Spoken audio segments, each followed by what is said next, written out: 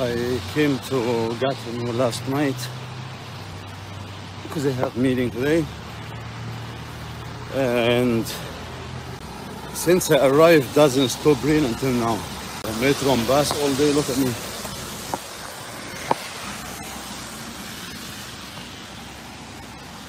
And this after I drive. So I'm heading the road back in like an hour. I make a reservation. So 5:30 I will head back home. And we will go live stream from there. You don't believe I eat McDonald's today.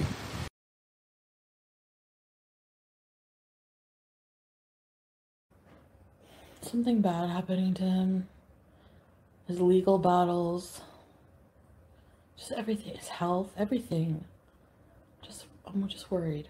Jesus. Sophie, you should have used ricotta. Peetz is freaking out.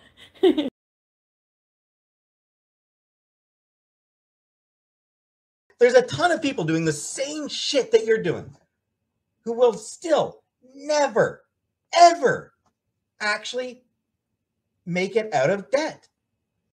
Sosuke, you are fucking incapable of listening. This is not fucking about me. It has nothing to do with me. It is not about me, Sosuke. So shut the fuck up about when talking about me. It is about what actual people are fucking living through. But you don't want to fucking believe. You want to fucking believe that anybody who isn't a fucking millionaire is goddamn lazy asshole. Because you fucking bought into this bullshit. You just bought into the fucking bullshit about the American dream, which doesn't fucking exist anymore. And it has been a lie for 20 fucking years. That it's been complete and utter horseshit. He's fine. You think so?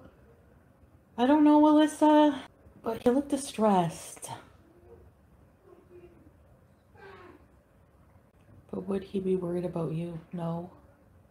That doesn't stop me, you know what I mean? That's my problem. Why are you worried about his health?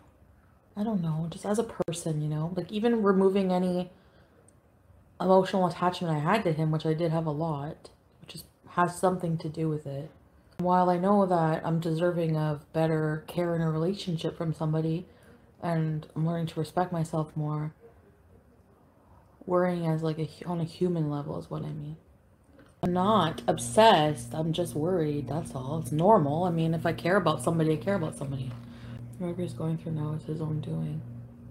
I know, but that's the thing, like, I think too, because I know how it's like I said, it's empathy. Like, I know human error is a thing, and I just feel bad that like people are messed up, and they, you know, I just feel bad for anyone like that in a situation where they're not.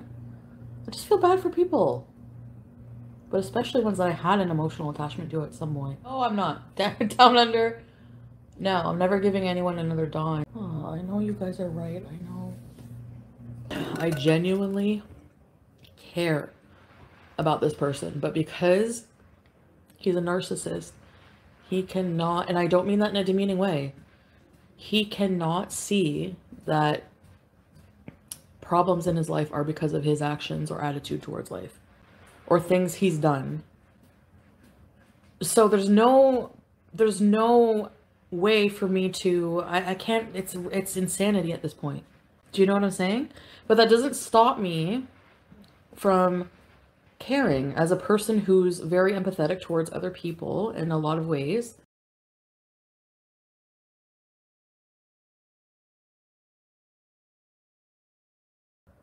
Depends. When I'm really angry, that lessens, but it comes back. Him not caring about me is going to keep me out of a relationship with him, but I'm protecting myself, you know? But it doesn't stop me from remotely caring about and worrying, but I know it doesn't mean no good to even mention it, especially online and, you know. So, he seems pretty okay and happy when he isn't around you. Yeah, of course he's going to appear that way. And of course he might be. I mean, he has someone else now, so, like, of course. He'll never admit this, obviously. I think we're, like, both addicted to each other in a certain way. To the point where, whether it's, like, for wrong reasons, for bad reasons. We're not your therapist. So? I just need to vent sometimes. I know, sometimes it's so hard not to watch. You know what I mean, Sarah Jane? Like, it's so hard not to, I'm gonna be honest. No, I don't watch the whole streams, no. No. Why does it have to be like that, Norma Jean? Why couldn't we just love each other? No, he said he was going home, remember? And then he was going live and he didn't, so that's why I was worried. Because I'm so used to, like, updates. Like, it's like I don't talk to him, but I get updates, like, through YouTube. Which makes it harder, yes, I know. That makes it so much harder.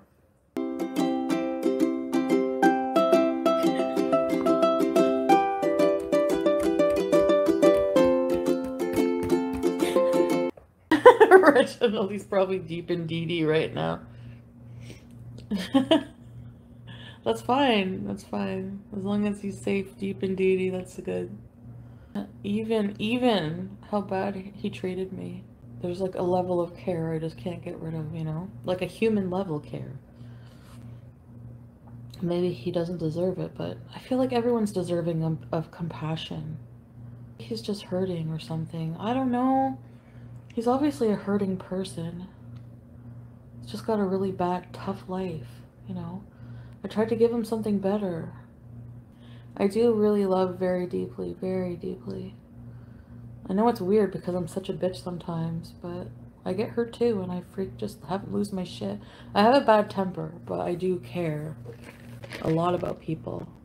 I would change my mind back and forth, and that definitely has made him more nuts. Like, I could see when he's stressed out, how he loses weight, he gets all gaunt looking and fucking angry, and because just before I decided to axe the apartment idea, like when I was in Montreal, we were like driving around looking for places. We were like talking about being together. I had looked him in the face like, so all this I'm doing for you is because you're very vague. And I said, so you need to look me in the face and say, you have the intention, all this is with the intention that we're going to be together and live together.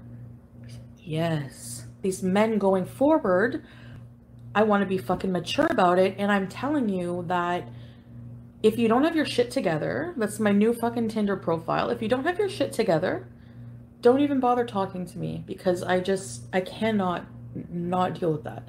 You need to have responsibilities in your life. You need to have a job. You need to have stability of some kind.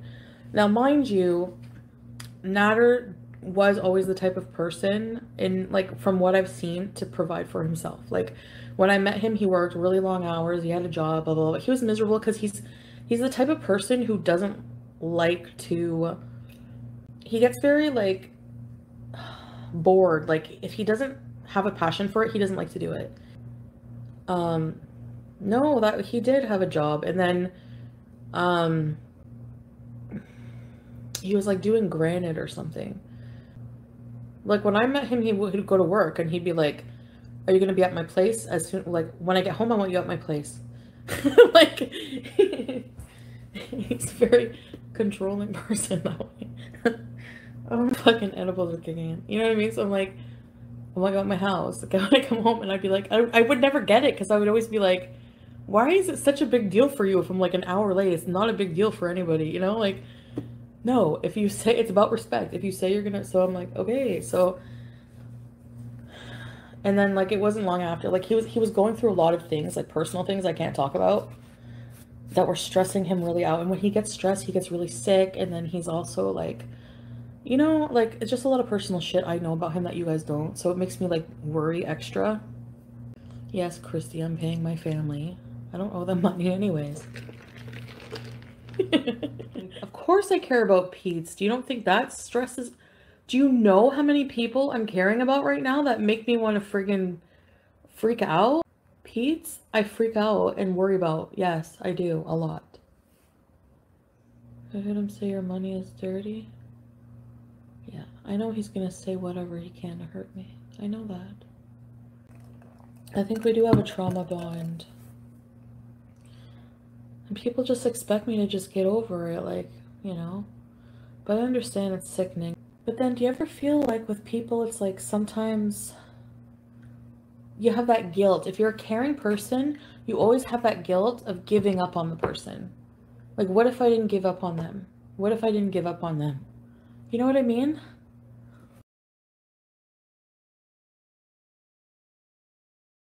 But he's with another woman now. I know, but he was trying to move out. Like, he was like, get a place. I need to move out by the 1st. I feel like I've overstayed my welcome. She has her job. It's awkward in the day. You know, we're supposed to get a place. You were supposed to put your notice last year. You didn't. You chose to live with Peetz. Again, back to the Peetz thing. So, I mean, like, there was all this drama going on behind the scenes you guys don't know about. But even that day, you friggin' yelled at me. I don't like when people yell at me. And he yelled at me and then he grabbed my hand. I'm sorry, I'm sorry, I'm sorry. Oh my god. Somebody sent me a picture of her.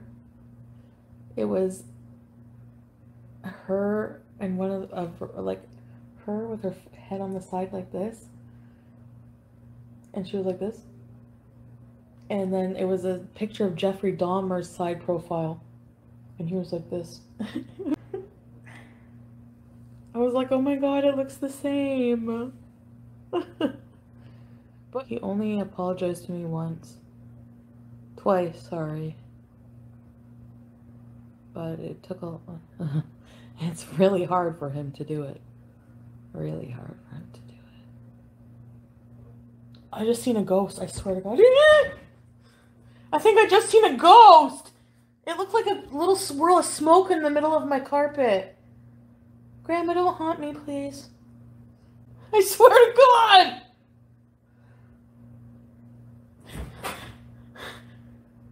I just felt something cold fly by my... I swear... The hell? I swear to God. Edibles are kicking in. Oh. No, I'm not. It's the edible, but I need to take a little bit more.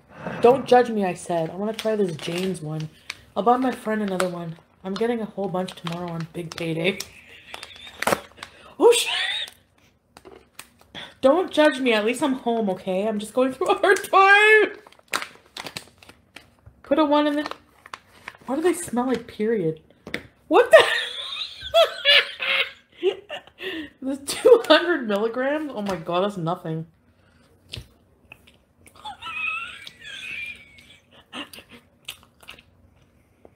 Yeah. Oh my god, they're good. Mmm.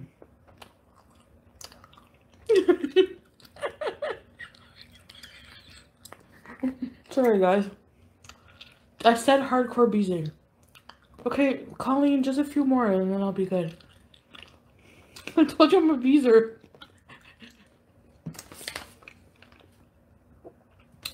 No, these are just gummy bears. I'm kidding.